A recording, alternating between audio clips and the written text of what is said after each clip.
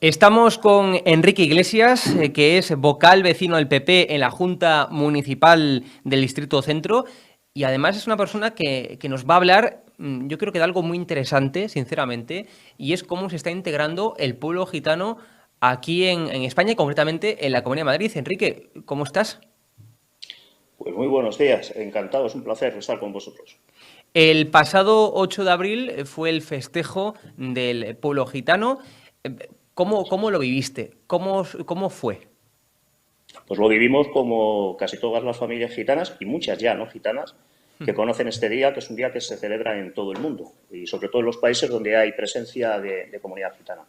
Pues un día festivo, un día lúdico, un día de celebración, pero también todavía un día de reivindicación, con actos que tuvimos desde la mañana en la Junta Municipal del Distrito Centro, organizados por mi sede, del Partido Popular y la Junta Municipal, después con la ceremonia del agua en el Puente Segovia y por la noche con la entrega de premios en el Reina Sofía de los Premios de Cultura Gitana 2022.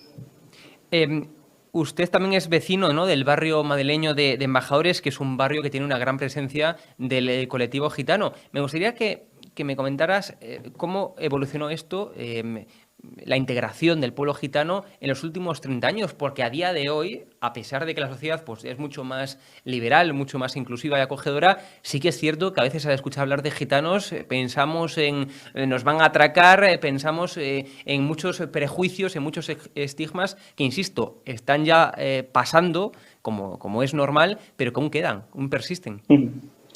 Yo hago un pequeño matiz, porque lo suelo hacer en casi todas las entrevistas o en las charlas a las que participo, en las que voy.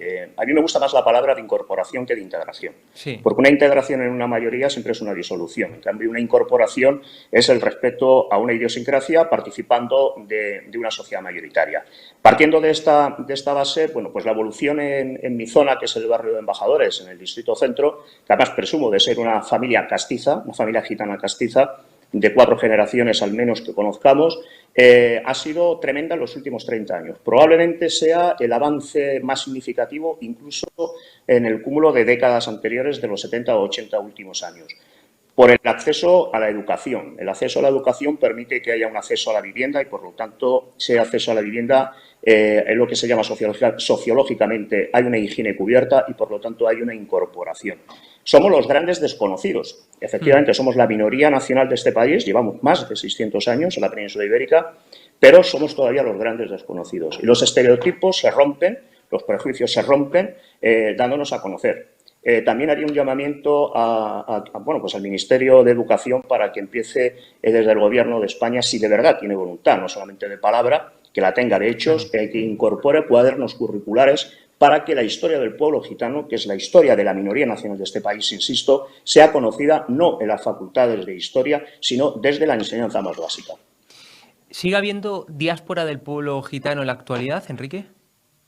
En España no, en la península Sí, ibérica en la no, península. en los países de la Unión Europea del Sur no. Centro Europa y Europa meridional oriental, sí, estamos viendo el conflicto bélico que hay en Ucrania y el que hubo en los Balcanes. Allí hay mucha presencia también de gitanos, sobre todo gitanos centroeuropeos. La diáspora se produce ya por conflictos bélicos sobrevenidos o a veces por los flujos migratorios de otros países que tienen bueno, pues leyes de persecución aún, o pogroms, como les llaman, de persecución, y tienen que trasladarse a países más seguros que están más hacia la Unión Europea del Sur. Pero diáspora como la que hubo bueno, pues en el año Sí. 1420, 1425, esa no se produce ya. Usted, a través del Ministerio de Asuntos Exteriores, pues ha trabajado en países como Eslovaquia, Roma, Uh -huh. también en República Checa, ¿no?, en proyectos Sí. de inclusión o incorporación de la comunidad gitana. ¿Cómo fue esa experiencia o qué consecuciones obtuvo? Pues fue en la época del presidente Aznar y fueron unas experiencias desde el activismo mío y desde la profesión que me tocó desempeñar en ese momento muy gratificantes. Además, el presidente Aznar fue el primero que, a través de la Agencia Española de Cooperación Internacional, permitió estos proyectos que venían financiados por la Unión Europea y por el propio IRPF del Estado español. Pues fue muy gratificante porque trasladamos una experiencia que teníamos aquí en España y precisamente en la Comunidad Autónoma de Madrid, que eran las escuelas taller y las casas de oficio para todos aquellos gitanos y gitanas que dejaban la educación reglada y no tenían acceso a una formación profesional. Eso permitió en España que hubiese una inclusión, por lo tanto, un acceso al mercado laboral, y lo trasladamos a la Unión Europea de Centro Europa, Unión Europea Roma, Centro Europa, países como Eslovaquia, recién separado de Chequia, y fue muy gratificante, como digo. Además, también trasladamos la experiencia de los kibus, como los que había en los Altos del Golán, con una cooperación con la Embajada de Israel. Y eso permitió que tuviesen accesibilidad pues, a un mercado laboral y a una inclusión efectiva y con una rotura de estereotipos y prejuicios que eran mucho más agudos, siguen siendo mucho más agudos en la Europa central que en la Europa occidental.